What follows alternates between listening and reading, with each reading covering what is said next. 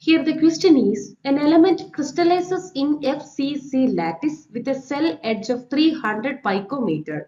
The density of the element is 10.8 gram per centimeter cube.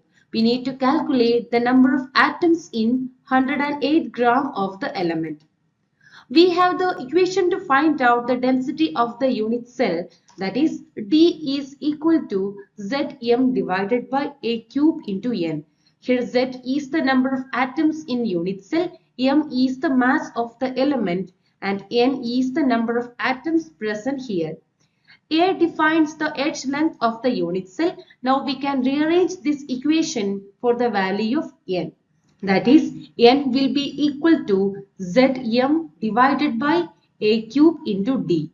Now we can substitute the values. For NFCC lattice, the number of atoms Z will be 4. And the edge length A is 300 picometer and density is 10.8 gram per centimeter cube.